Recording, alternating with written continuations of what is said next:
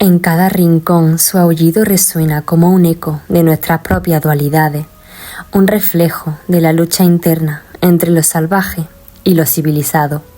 Desde la mirada temerosa de aquellos que ven en él un monstruo, un portador de maldición, hasta el susurro de aquellas culturas que lo veneran como un guardián de la naturaleza y el furor de la batalla. En la Europa moderna, su figura se convirtió en un símbolo de bestialidad, un chivo expiatorio de las ansiedades humanas, un temor que se convertía en realidad. Pero en tiempos más antiguos, el hombre lobo emerge como un maestro de la transformación, un puente entre el mundo físico e intangible, un recordatorio de que la ferocidad puede ser también un acto de valentía. Al fin y al cabo, tal vez no sea solo un monstruo que acecha en la noche, sino más bien un espejo que nos invita a confrontar nuestras propias oscuridades y abrazar la luz que también habita en nosotros. Los mitos de diferentes culturas están llenos de dioses que podían modificar o cambiar de forma. Pero cuando se lleva al nivel de lo humano, esto implica adentrarnos tanto en sociedades guerreras como en las prácticas de brujería. En Europa y en buena parte de Asia, este animal suele ser el lobo, pero en Europa del Norte a veces también puede ser el oso. En África la hiena y en algunas partes de América del Sur puede ser el jaguar. Todo depende del tipo de vida que se llevara en diferentes territorios y depende del animal que más cercano era para aquellas personas, ya que en eso se centraba el teriomorfismo, porque ese animal no es solamente un animal cualquiera, sino que además tiene una gran carga simbólica para el propósito mágico que se requiere. Con la formación de las sociedades centradas en la agricultura y la ganadería, el lobo se convirtió en un rival, pero al mismo tiempo en un símbolo de la naturaleza salvaje, de la fuerza. Fue tanto temido como respetado. De alguna manera hay una convivencia por todo el tema de esa manera de cazar que tenían, y por eso hay ese acercamiento que se da en la posterior domesticación. Así que el culto al lobo está ya presente en la civilización neolítica y se documentan figurillas que representan tanto lobos como perros. De hecho, las prácticas teriomórficas han sido primordiales en las creencias mágicas más primitivas, tal y como se ven representados en las pinturas rupestres de las cuevas de Trois Frères o los letreros. Incluso ha habido niños que han sido acogidos por lobos en su manada y que han adquirido el papel de lobero, pero eso ya es otra historia. La percepción del lobo desde la antigüedad se ha repartido entre el lado bueno y malo, aunque generalmente ha tendido hacia el lado malo. Entre los egipcios, además de Anubis, había un dios de la guerra y del inframundo llamado Upaut, que era encargado de guiar la barca del sol en su desplazamiento nocturno. Fue representado en la forma de perro negro con la cabeza blanca. El dios era invocado por los soldados para que les protegiese y le abriese los caminos, como lo hacía con la barca solar de Ra y con los muertos en el más allá. Cuando este dios lobo era invocado, los conducía por múltiples pruebas hasta llegar al camino de los bienaventurados, donde Osiris lo acogía e impartía su enseñanza. Vemos aquí cómo el lobo conduce no solo a los muertos, sino que adentra a los vivos en ese descenso hacia la oscuridad iniciática, guiándolos por el camino adecuado para evitar su extravío o haciéndoles superar una serie de pruebas, actuando como mentor y guardián de los misterios que entrañan la oscuridad. Los etruscos fueron también un pueblo que dio origen a los romanos y no hay mucho texto que nos deje constancia de sus creencias, aunque se sabe que eran un pueblo muy religioso con un pensamiento y concepción del mundo en la que todo estaba dominado por las potencias divinas sobrenaturales y entidades relacionadas con el mundo de ultratumba a las que se le dedicaba un culto.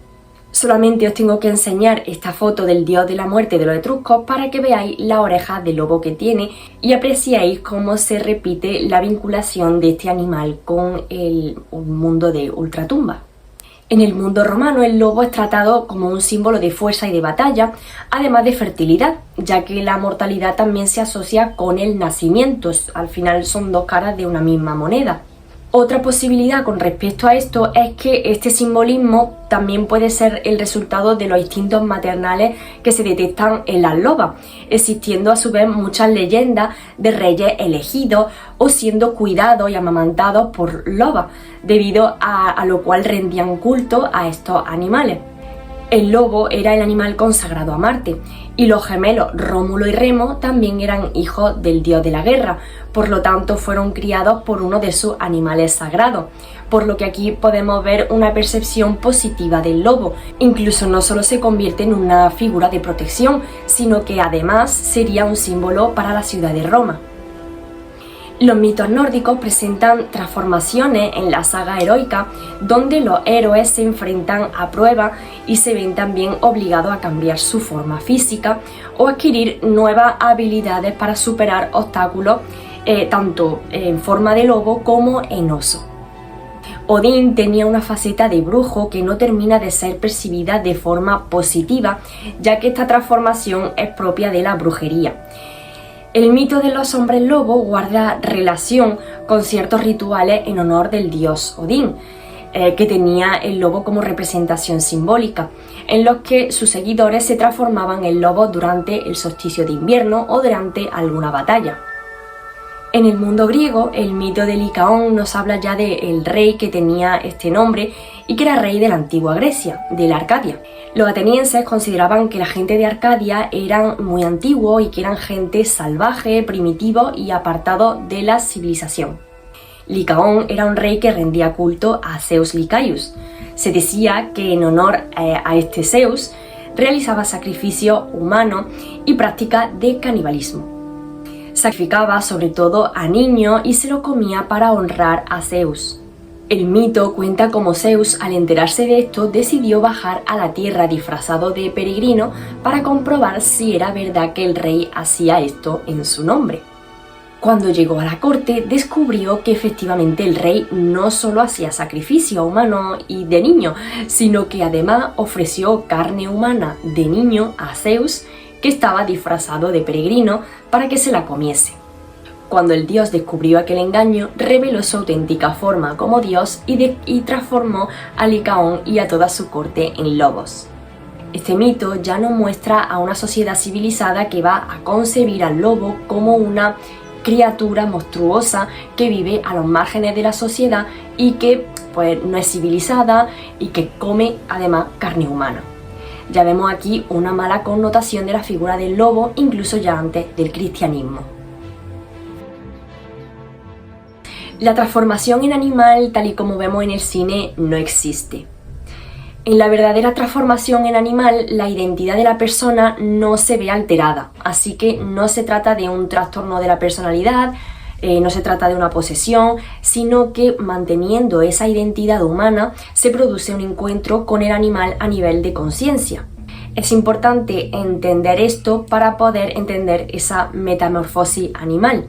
Y es que esta práctica se llevaba a cabo mediante estados alterados de conciencia obtenidos o bien durante el sueño, mediante el uso de algunas sustancias o plantas que alteran la psique, o mediante pruebas iniciáticas donde el sujeto pues, debe reconocer y saber que se encuentra en ese estado de percepción alterada. El tambor, los bailes frenéticos, las respiraciones, los cánticos también nos llevan a estos estados.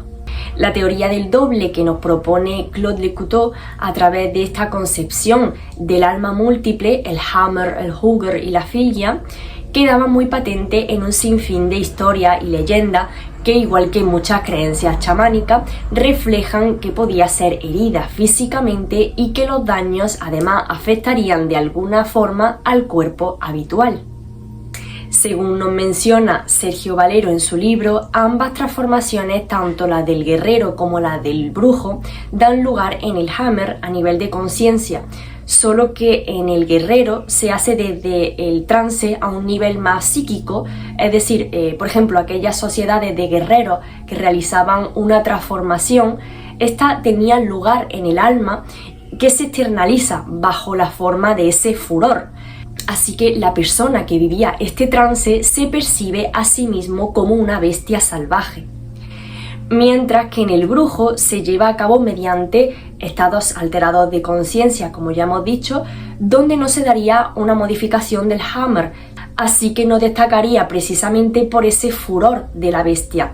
En su lugar encontramos una externalización del alma, donde ésta sale del cuerpo y viaja con la forma de animal, adquiriendo las facultades de estos animales en el que se convierte para trabajos de magia chamánica y de hechicería incluso.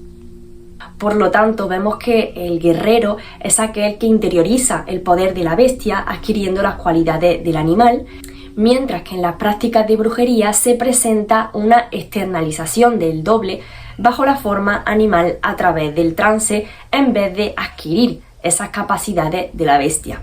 Este tipo de transformaciones las encontramos en los mitos de Odín, en los Benandanti, de los que hablo de hecho en uno de mis vídeos, o en los licántropos de Livonia. Donde más encontramos el simbolismo del lobo es vinculado al mundo de la guerra. En tradiciones ya muy antiguas se hablan de jóvenes que se escogen para ser enviados a los bosques apartados de sus sociedades, identificándose a sí mismos con una manada de lobos que tendrían que sobrevivir y entrenar durante unos 8 años aproximadamente. Puede ser que esta característica del mito se origine ya desde estos ritos de estas cofradías guerreras. Los corios también eran una hermandad guerrera que puede que fuesen entrenados o liderados por un maestro, y tras superar este entrenamiento podían volver a integrarse en la sociedad como hombres, poniendo fin a esa etapa de lobo, aunque podían volver a unirse durante las guerras. Por lo tanto, eran hombres que estaban ya integrados en la sociedad, pero se convertían en animales cuando había que luchar, y para estos entrenamientos debían estar apartados. Ya vemos que los licántropos de Livonia tienen mucho que ver con esto. Se cree que los dacios realizaban rituales que involucraban pieles de lobo y hongos psicoactivos, así que se lanzaban a la batalla actuando como bestias, actividad que resuena bastante con las tradiciones nórdicas. El uso de este tipo de plantas, pertenecientes sobre todo a la solanácea, no es algo que se redujera simplemente al ámbito de estos berserkers, sino que en el recetario de la brujería en la historia también contaban con este tipo de plantas. Poco a poco el furor en el combate se fue cambiando por la historia enfocada más en el caballero cristiano, porque esa capacidad de realizar la metamorfosis ya se torna más incompatible con la nueva fe cristiana. Aunque ya más tarde se popularizó mucho el aspecto negativo del lobo, antes de eso había textos medievales en los que los autores hacen referencia a los hombres lobo como seres nobles cautivos en el cuerpo de un animal, que al contrario de los guerreros siguen teniendo emociones y entendimiento humano. En numerosas leyendas de santos, el lobo cumplirá las funciones más diversas, de perro de lazarillo, de transportador de piedra, usado para la labranza, también como protector, como guardián del ganado, y etcétera, etcétera. Así que aquí vemos su función benefactora. Podemos ver el ejemplo del L'Ail de Bisclavret de María de Francia, que por cierto el nombre en bretón significa hombre lobo, donde se nos presenta un prototipo no perverso ni antropófago e incluso justiciero, víctima incluso de su metamorfosis. También hay algunos santos que se nos relacionó con los lobos. El más conocido es San Cristóbal. En los primeros siglos después de Cristo, la leyenda de San Cristóbal hablaba de un hombre con cabeza de perro que se convirtió al cristianismo, el cual, dejando atrás su naturaleza animal, obtuvo el habla y buscó convertir a otros al cristianismo. Más tarde fueron cambiando la visión de estas prácticas.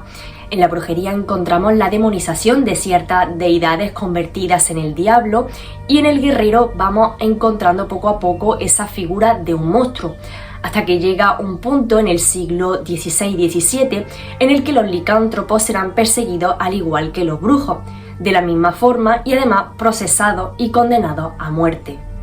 Frente a la postura de San Agustín de los fenómenos diabólicos como meras ilusiones, está la postura tomista, que acepta la posibilidad de que las potencias sobrenaturales demoníacas sean capaces de interferir en la vida de los cristianos. Desde ahí es cuando se afirma la existencia de la brujería y la transformación en animal y da lugar a esta persecución.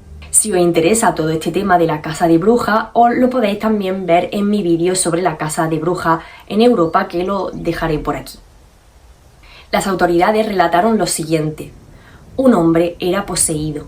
Algunos días un espíritu maligno se apoderaba de él, haciéndole perder la razón, hasta tal punto que se creía un lobo. Durante estos periodos de posesión, un demonio arrojaba su cuerpo en algún lugar y lo dejaba allí como muerto. Así el demonio le metía dentro de un lobo o lo vestía con la piel de un lobo, haciendo que llevase a cabo terribles masacres entre hombres y animales. En este texto podemos ver tres cosas: la influencia del diablo en la metamorfosis de animal, también el caso de posesión en la que el demonio altera esa percepción del hombre y su conducta, convirtiéndolo en hombre lobo capaz de llevar a cabo matanza. Y en tercer lugar, vemos cómo la Iglesia convierte en una posesión todo lo que es un trance o un estado alterado de conciencia. También quería contar una historia de un caso en Livonia que fue de los últimos territorios en ser cristianizados y donde el paganismo y sus prácticas pervivieron más tiempo. Hablaremos de Thies de Calderun, de 80 años, que vivió en Jungelsburg entre 1691 y 1692. Normalmente este hombre iba a testificar como testigo sobre un robo en una iglesia local. Sin embargo, Thies empezó a testificar que él era un hombre lobo, un guerrero que había combatido junto a otros hombres lobo contra las fuerzas del mal. Ya vemos este paralelismo de las cofradías guerreras y estos licántropos. Thies y otros hombres lobo habían descendido al infierno para luchar contra otros brujos. Se organizaban en bandas en noches especiales como las de Santa Lucía, las vísperas de Navidad y San Juan, donde se agrupaban para descender al infierno a luchar, y allí combatían al diablo y a los brujos armados con varas de hierro. Bajaban al infierno porque así podían recuperar el grano que los brujos robaban, asegurando las buenas cosechas. Thies en el pueblo era considerado como un héroe y cuenta que los hombres lobos no sirven en absoluto al diablo, sino que sirven a Dios. También negó que el diablo participase en el proceso de la transformación, sino que fue recibido cuando un desconocido brindó a su salud y tenía que echar el aliento sobre su copa y repetir 3 veces: te convertirás en lo que yo soy. Si aquella persona vivía del vaso, se convertiría de esa manera en hombre lobo. Esto es, ya vemos, lo mismo que en las sociedades guerreras cuando bebían también de ciertos cuencos en un contexto ritual de transformación. A partir de los juicios de brujería es cuando ya se va transformando la imagen del licántropo a la de un monstruo asesino, que además tiene un pacto con lo demoníaco. Ya a partir de esta imagen de la bruja y la transformación como algo peligroso, se comienza a arrojar esa imagen de criminal al licántropo. Así, personas que cometen crímenes fueron más tarde reconocidos como hombres lobo, como fueron los casos de Jean Grenier y de Peter Stube, y también muchos más. Esta parte es mi favorita, y es que según el folclore, las maneras más comunes para transformarse en hombre lobo eran las siguientes. Algunos autores nos comentan que la forma ideal era hacerse rodar a través de la hierba, y de esa manera, rodando, era como se daba esa transformación, aunque Plinio nos cuenta lo siguiente que os voy a relatar. En la ciudad de Arcadia había un lago en el cual, si un hombre se quitaba su ropa colgándola en un árbol y lo cruzaba desnudo, al llegar a la otra orilla se convertía en lobo y vivía con sus semejantes durante 9 años, tras los cuales, si no se había acercado a los hombres, podía volver a cruzar el lago y convertirse en un hombre de nuevo. Se decía que durante estos 9 años, obviamente, habría envejecido. Vemos que hay 2 elementos presentes aquí muy curiosos, y es el de la ropa y el de cruzar de una orilla a otra para llevar a cabo la transformación. La ropa es aquello que se vincula con el cuerpo humano, es la única parte humana que tiene y solo puede volver a ella si vuelve a tomar de nuevo su ropa. Este elemento de la ropa vemos que se dará en muchas historias a lo largo del tiempo que tratan acerca de estos hombres lobos, con lo cual vemos que queda muy grabado en el folclore. El agua, el cruzar de una orilla a otra o introducirse en el agua también es un acto simbólico de esa transformación. Es un rito de paso de un mundo hacia el otro, de pasar del mundo material al mundo sobrenatural. En las profundidades del agua también se decía que era la entrada al inframundo, con lo cual vemos otra asociación más a los infiernos. Otro autor como Petronio añade que se ponían la ropa en el suelo y se orinaba a su alrededor para que nadie se acercara a modo de protección.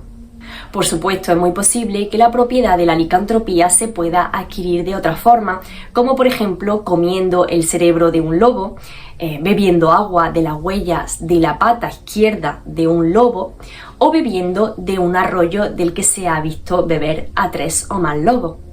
Además, según el folclore, no cualquiera podía ser un licántropo, sino que tiene que darse alguno de los siguientes puntos para poder acceder a esta transformación animal. Por ejemplo, ser el 7º hijo de una sucesión ininterrumpida de varones podrá tener la facultad de transformarse. Al igual que si la sucesión es de mujeres, la menor es la que se convertiría en bruja. También se podían convertir a través de una maldición o a través de la ruptura con el tabú. De aquí podemos hablar desde el incesto hasta la antrofagia. El hecho es que al pasar este tipo de barreras sociales, el individuo se deshumaniza completamente. Esto se puede ver en el caso ya mencionado del rey Licaón.